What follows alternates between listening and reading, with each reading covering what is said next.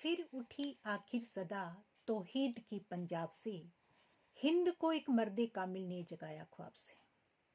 वाहिगुरु जी का खालसा, वाहिगुरु जी की फतेह। गुरु नानक पातशाह की पावन वाणी जपजी साहिब की आज 16वीं पौड़ी की विचार व्याख्या करने का एक तुझसा प्रयास।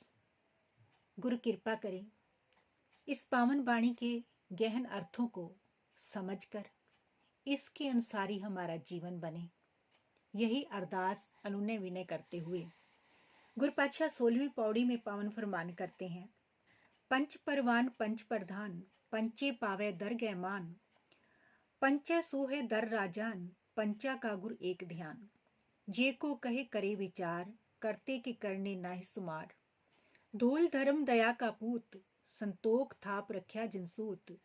जे को बूझे हुए सचियार, धवले ऊपर केता भार। धरती होर परे होर, तिस्ते भार तले कौन जोर। जिए जात रंगा के नाम, सबना लिखिया बूढ़ी कलाम। ए लेखा लिख जाने कोई, लेखा लिखिया केता होए। केता तान सुहालियो रूप, केती दात जाने कौन कूत।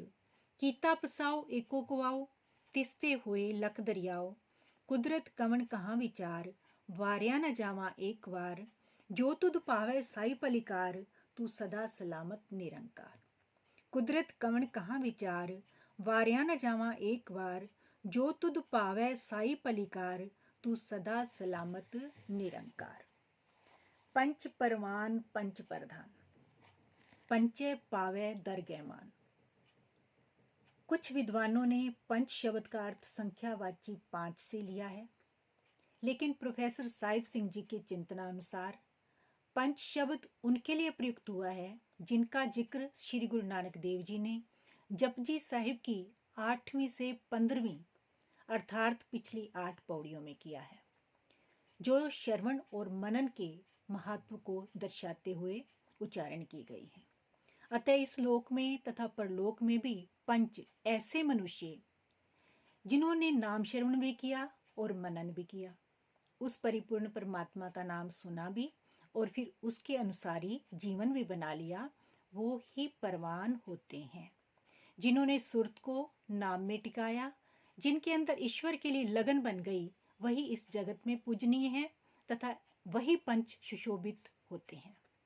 ऐसे पंच जनों की सुरत केवल शब्द गुरु में ही लीन रहती है और गुरु चरणों से जुड़े रहना ही उनके जीवन का असल मनोरथ होता है। पंच परवान पंच प्रधान, पंचे पावे दरगहमान। उस मालिक के दरगाह में भी उन्हीं को ही वास्तव में जो है मान यश मिलता है। पंचे सोहे दर रजान, वही उसके दर पर सुशोभित हैं। पंचा का गुरु एक ध्यान।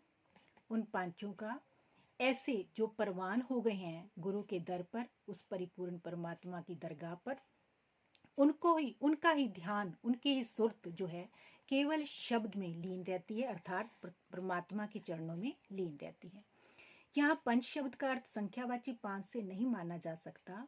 चाहे खालसा पंथ में राजसी या धार्मिक मतभेदों का फैसला 5 प्यारों को करने का पूर्ण अधिकार है, अतः ऐसे 5 जन जो जीवन काल में ही मुक्ता अवस्था को प्राप्त हो चुके हैं, जैसा कि पावन वाणी में अन्यत्र भी समझाया है। पंचम पंच प्रधान ते, जह जानियो परपंच। जो जीवन मरना जाने, सो पंच सैल सुख माने। ऐसी ऊंची अवस्था के जो मालिक हो गए हैं, जिन्होंने जीते जी ही मुक्तावस्था प्राप्त कर ली है, जो जन्म और मरण से परे, सो ही पंच सैल सुख माने, और वही वास्तव में इस जीवन में आनंद को प्राप्त करके और उस परिपूर्ण परमात्मा में लीन होकर उस आनंद जो जीवन का वास्तविक मनोरथ है, उन्होंने उसको प्राप्त कर लिया है। अतः गुरमत के अनुसार केवल वे 5 जन परवान हैं जो कथनी और करनी के सोर में हैं, जिनकी कथनी और करनी एक रूप हो गई है, जो जीवात्मा रूप में परमात्मा में अभेद हो गए हैं। बेशक शब्द गुरु से जुड़े रहना ही 5 जनों का मनोरथ है, फिर भी करते के करने नाहि सुमार। मनुष्य ईश्वर का अंत नहीं पा सकता। प्रोफेसर साहिब सिंह जी के विचारानुसार परमात्मा तथा उसकी कुदरत का अंत पाना मनुष्य के जीवन का मकसद हो ही नहीं सकता। केवल जीवात्मा उस परिपूर्ण परमात्मा के गुणगान करती हुई, उसके गुणों को आत्मसात करती हुई उसमें विलीन हो जाना उसके जीवन का मनोरथ है। उसका अंत नहीं पाया जा सकता और ना ही किसी के जीवन का ये मनोरथ है कि वो परिपूर्ण परमात्मा का अंत पाए। कहने का अभिप्राय, ससीम एक सीमा में बद्ध बुद्धि वाला प्राणी असीम यानी सीमा से परे उस परिपूर्ण परमात्मा की रचना का अंत कैसे पा सकता है। कितनी भी तीव्र बुद्धि वाला कोई प्राणी हो, वो बुद्धि एक सीमा में है और वो परिपूर्ण परमात्मा, उसका ज्ञान असीमित है। तो एक सीमा में बद्ध बुद्धि का प्राणी उस असीम को कैसे पा सकता है, उसकी था कैसे पा सकता है, उसका अंत कैसे पा सकता है। अगली पंक्तियों में एक अद्भुत विचार जो गुरु नानक देव जी ने प्रतिपादित किया कि लोगों के हृदय में एक विश्वास दृढ़ है कि धरती का भार जो है एक सफेद बैल के सिर पर है। बहुत ही गहरी बात इसमें गुरु नानक पातशाह ने समझाई है कि एक मान्यता के अनुसार धोल धर्म दया का पूत संतोख थाप रख्या जिन सोत, जे को कहे करे विचार करते के करने नाई सुमार। यानी उस परिपूर्ण परमात्मा की रचना का कोई अंत, कोई भेद नहीं पा सकता। फिर एक बहुत गहन तथ्य को उठाया गुरु पातशाह ने और फिर उसका स्पष्टीकरण इतना सुंदर दिया कि एक बार जो वास्तव में गुरबाणी पे विश्वास करता है उसको समझ आ जाएगी कि धोल धर्म दया का पूत संतोख थाप रख्या जिन सोत, जे को बुझे होवे सचियार धवले ऊपर केता भार। गुरु पातशाह समझाना करते हैं कि एक विश्वास दृढ़ है लोगों के हृदयों में कि धरती का भार एक सफेद बैल ने अपने दोनों सींगों पर उठाया हुआ है। इस भ्रम को दूर करते हुए गुरु नानक देव जी का कथन है कि पृथ्वी के भार को उठाने वाला कोई बैल नहीं, अपितु परमात्मा का एक अटल नियम है, एक मर्यादा है, एक अटल नियम है जिसकी बदौलत ये धरती टिकी हुई है और ये पूरा जो है भार जो है वो वहन कर रही है, जिससे इस संसार का प्रबंध चल रहा है।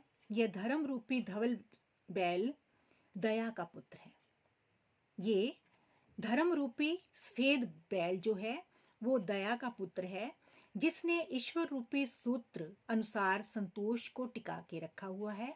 अर्थात धरती पर अनंत भार जो वजन है, अनंत वजन है, परंतु संतोष होने के कारण धरती इस भार को सहन करती है। किसी बैल के सींगों पर ये नहीं टिकी हुई। गुरु पातशाह कहते हैं ये एक मर्यादा है, ईश्वरीय हुक्म है। उस हुक्म के अनुसार यह धर्म रूपी धवल बैल दया का पुत्र है, जिसने ईश्वर रूपी सूत्र अनुसार संतोष को टिका के रखा हुआ है। अर्थात धरती पर अनंत भार यानी वजन है, परंतु संतोष होने के कारण धरती इस भार को सहन करती है। उपरोक्त विचार की प्रौढ़ता करते हुए श्री गुरु नानक देव जी स्वयं उन लोगों से जिनकी यह धारणा है कि पृथ्वी के भार को एक धवल बैल ने उठाया हुआ है, उनसे एक प्रश्न करते हैं कि अगर मान लो कि बैल ने के सींगों ने उस धरती के भार को वहन किया हुआ है, तो वो बैल किसके सहारे खड़ा है? बड़ा प्यारा प्रश्न उठाया है। उपरोक्त विचार की प्रौढ़ता करते हुए गुरु नानक देव जी स्वयं उन लोगों से इस प्रश्न, एक धारणा जो उनकी बनी हुई है उसके संदर्भ में प्रश्न करते हैं कि पृथ्वी के भार को एक धवल बैल ने उठाया हुआ है, सफेद बैल ने मान लो उठाया हुआ है। उनसे प्रश्न करते हैं कि बताओ जिस बैल ने धरती को उठाया हुआ है उस पर धरती का कितना बड़ा भार है। बात इसी प्रश्न पर खत्म नहीं होती। उस धरती के नीचे जो और अनगिनत धरतियां हैं, पृथ्वियां हैं, तो उन सब का भार किस बैल के सहारे है? उसका जवाब भी गुरु नानक देव जी के चिंतन अनुसार एक ही है कि संपूर्ण रचना उस मालिक के हुक्म एवं बल के आश्रय खड़ी है। संपूर्ण रचना, संपूर्ण ये पृथ्वी और जितनी पृथ्वियां हैं, आगे गुरु पातशाह अगली पौड़ियों में स्पष्ट करेंगे कि कितने पताल, अनंत पताल हैं, अनंत आकाश हैं, धरतियां, किसी की कोई गिनती विनती नहीं है। ये अनंत और बेअंत हैं, क्योंकि वो परिपूर्ण परमात्मा बेअंत और उसकी रचना भी बेअंत है। तो गुरु पातशाह समझाते हैं कि धरती होर परे होर तिस्ते भार तले कौन जोर, जी जात रंगा के नाव सब ना लिखिया बूढ़ी कलाम। उसका जवाब गुरु नानक देव जी के चिंतनानुसार एक ही है कि संपूर्ण रचना उस मालिक के हुक्म एवं बल के आश्रय, उसकी ताकत के सहारे खड़ी है। कहने से अभिप्राय अनेक धरतियां अर्थात जिनकी कोई गिनती विनती नहीं है, उनके नीचे जो बैल खड़ा होगा वह स्वयं किसके सहारे खड़ा होगा? उसके नीचे जो बैल खड़ा होगा, फिर वो किसके सहारे खड़ा होगा? निसंदेह ईश्वर के सहारे। अतः यह सब कुछ उस परवरदिगार परमात्मा की रजा एवं बल के आश्रय, उसकी ताकत, उसकी पावर के सहारे जो है वो टिका हुआ है। इस धरती पर अनेक किस्मों के जी जात रंगा के नाम सब ना लिखा बड़े कलाम। अनेक किस्मों के जीव हैं, उनका लेखा जोखा ईश्वर के अतिरिक्त और कौन रखने में समर्थ हो सकता है?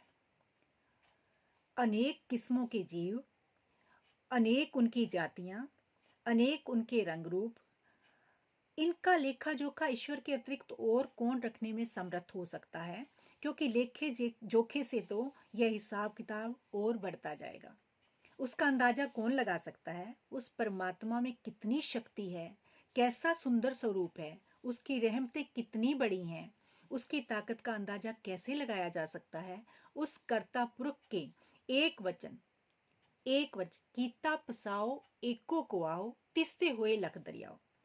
कीता पसाओ एको को आओ, एक हुक्म से लाखों नदियां अस्तित्व में आ गई। सारी रचना का इतना विस्तार हुआ कि उसके एक अगर जो रचना परमात्मा की है, सृष्टि की है, उस परमात्मा की सृष्टि की रचना, खंडों ब्रह्मांडों की रचना, आकाशों पातालों की रचना, नदियों सागरों की रचना, जितनी भी रचना है, उस परिपूर्ण परमात्मा में तो इतनी सामर्थ्यता है कि उसने एक आवाज की, एक हुक्म से इतना कुछ रचा गया। लेकिन अगर उसके एक पक्ष पर भी कोई विचार करना चाहे तो पूरी जिंदगी उसको पूरी तौर से, मुकम्मल तौर पे उसका भेद, उसका अंत नहीं पा सकता। अतः श्री गुरु नानक देव जी विनम्रता सहित अकाल पुरख के चरणों में अरदास कर रहे हैं, हे वाहिगुरु, मेरी क्या ताकत, मेरी क्या समर्थता कि मैं तेरी कुदरत की विचार कर सकूं।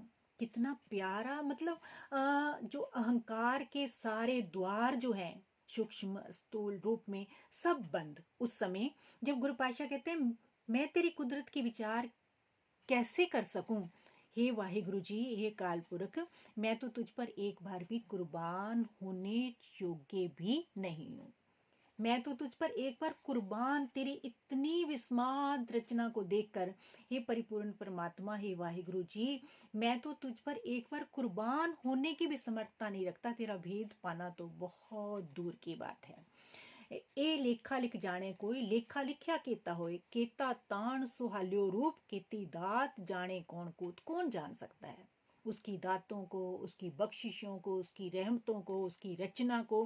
कीता पसाओ एको को आओ, एक आवाज से तूने इतनी रचना रच दी, तिसते हुए लख दरियाओ, लाखों दरिया, लाखों नदियां अस्तित्व में आ गई।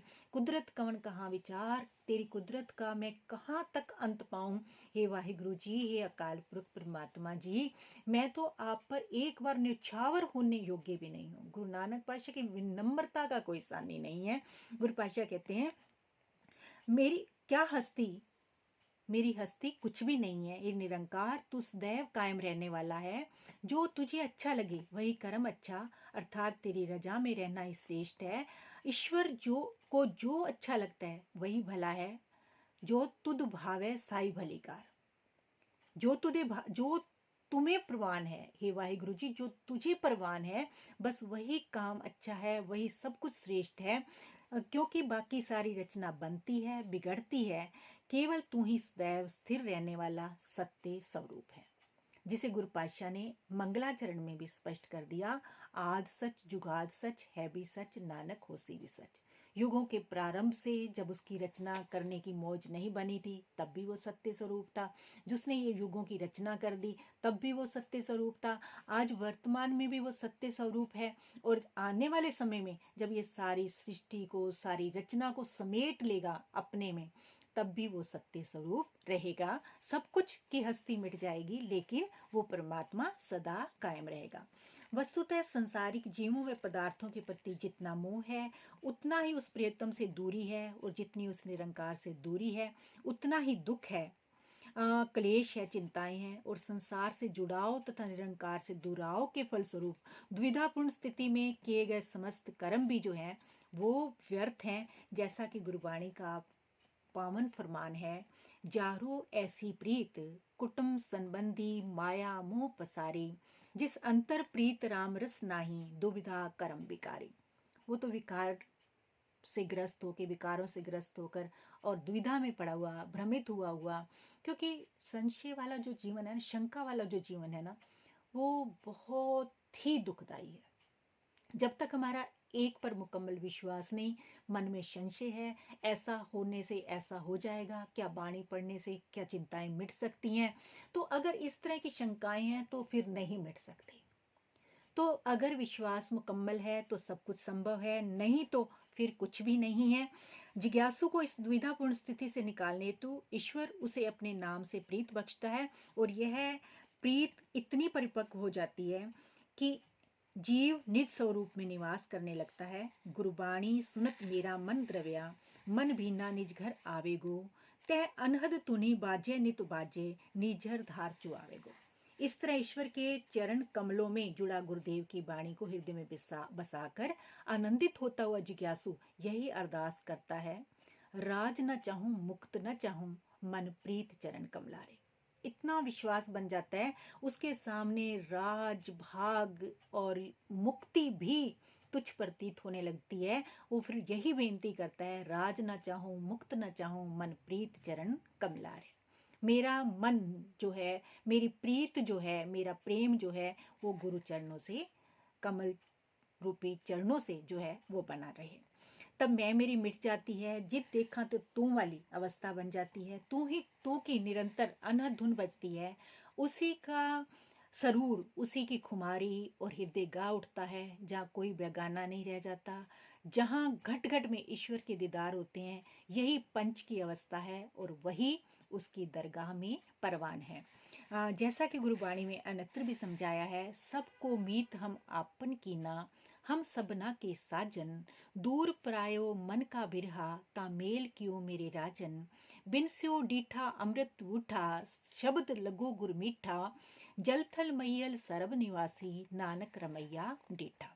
जलथल मैयल सर्व निवासी यानी घट घट में, कण कण में, जर्रे जर्रे में वो परमात्मा जो है, वही उसका एक सरूर, उसकी एक मस्ती, उसका एक नाम, उसका एक विश्वास जो है बस हृदय में वो घर कर जाता है, और वो घट घट में रमैया, वो परमात्मा जो कण कण में रमा हुआ है वो दिखाई देता है।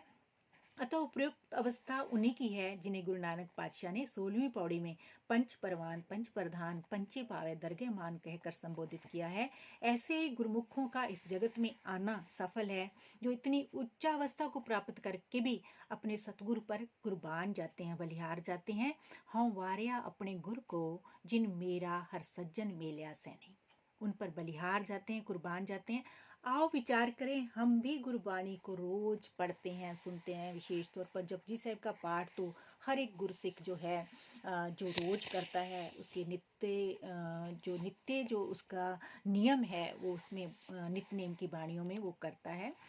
तो फिर ईश्वर ने सबको इतनी बुद्धि तो दी ही है कि वह समझ सके जो कुछ भी उन्हें मिला है सब उस ईश्वर की देन है। फिर हम कृतघ्न क्यों हैं? ये मनुष्य जीवन, ये मानव जीवन जो मिला है, जिसकी प्राप्ति की कामना तो देवते भी करते हैं, क्योंकि बाकी समस्त योनियां भोग भूमि है, जहाँ किए हुए कर्मों का लेखा जोखा ही भोगा जा सकता है। केवल एक मानव जीवन है जिसके पास कर्म भूमि है, जिसके पास कर्म भूमि है। देवतों के पास भी भोग भूमि है। केवल एक मनुष्य है, एक ये इंसानी जामा है जिसमें कर्म भूमि मिली है और जिससे वह जो बोए जो चाहे बो सकता है, उसे स्वतंत्रता है, कर्म की उसे स्वतंत्रता मिली है, वो जैसा कर्म कर सके करे, कर्म की उसे स्वतंत्रता मिली है, पूर्णतः आजादी मिली है, लेकिन फल उस ईश्वर के हाथ में है। फल उस ईश्वर के हाथ में है। वाणी हमें बार बार प्रेरित करती है, जित कीता पाइए अपना सा घाल बुरी क्यों घाली।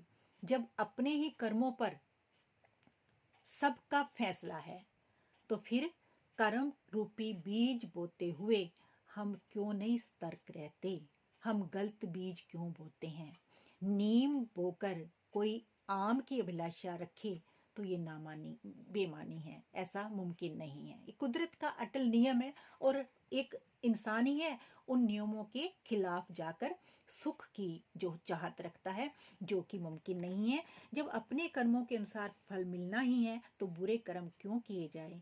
आओ गुरु चरणों में अरदास करें कि हमें भी गुरबाणी आशय के अनुसार चलकर मानव जीवन सार्थक करना आ जाए, क्योंकि गुरबाणी का ही पावन कथन है, भई प्राप्त मानुख धैर्या गोविंद मिलन की ए तेरी बरिया, अवर काज तेरे किते न काम, मिल साध संगत भज केवल नाम।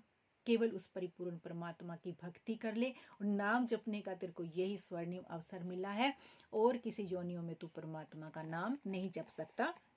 ये जो स्वर्णिम अवसर मिला है उसे हमने व्यर्थ नहीं गवा बैठना, क्योंकि ऐसे सुनहरे अवसर बार बार नहीं मिला करते, ऐसे सुनहरे अवसर बार बार नहीं मिला करते। इस संदर्भ में एक छोटी सी घटना मैं आपसे साझा कर लूं। एक बार कबीर जी, संतों का काम ही है प्रेरित करना, लोगों को परमात्मा से जोड़ने के लिए कोशिश करना, बार बार प्रयास करना, बार बार उन्हें जगाते रहना। एक जहाँ रोज प्रवचन के लिए जाते थे संत कबीर जी, तो एक रास्ते में एक सेठ की दुकान आती थी। तो सेठ को रोज कहते, अरे भाई सारी जिंदगी बस कमाता रहेगा ये दौलत, कि कभी परमात्मा का नाम, कभी सत्संग में आया करो, क्योंकि गुरबाणी का पावन प्रमाण है, विण भागा सत्संग न लभ्य विण संगत मैल परिचय जियो। बिना भाग्य के तकदीर के सत्संग नसीब ही नहीं होता, और बिना सत्संग के विकारों की मैल उतरती नहीं। तो कबीर जी ने रोज उसको समझाना, रोज कहना, लेकिन वो भी कहता आज आऊंगा, मैं आऊंगा, कभी निकाल के टाइम आऊंगा। एक दिन सबब से ग्राहक नहीं थे दुकान पे, तो वो पहुंच जाता है, जाके कबीर जी से कहता है, कबीर जी देखो आप रोज कहते थे ना, आज मैं आ गया हूँ, अब जल्दी से मुझे नाम दे दो। अब लोगा राम खिलौना जाने, गुरबाणी का पावन संदेश है। तो इतना सहज नहीं है उस परमात्मा का नाम मिल जाना, लेकिन कबीर जी का समझाने का ढंग है, संतों का समझाने का ढंग है। तो कहते तू भाई तू तेरे को नाम चाहिए परमात्मा का। तो सेठ बोला हाँ आप रोज तो कहते थे, तो आज मैं आ गया हूँ, आप मेरे को नाम दे दीजिए। तो कहते हैं तू मेरे लिए एक लोटा दूध ले आ। तो वो बड़ा खुश होता है, सेठ कहता है लो जी, ये कहते हैं परमात्मा का नाम बड़ा कीमती होता है, इतना मुश्किल से मिलता है, तो एक लोटा दूध ये संत जी पियेंगे और मुझे नाम दे देंगे और मेरा काम खत्म, तो मेरा मकसद हल हो जाएगा। तो जल्दी से तीव्रता से घर जाता है तेज दौड़ के, और जाके एक लोटा दूध ले आता है।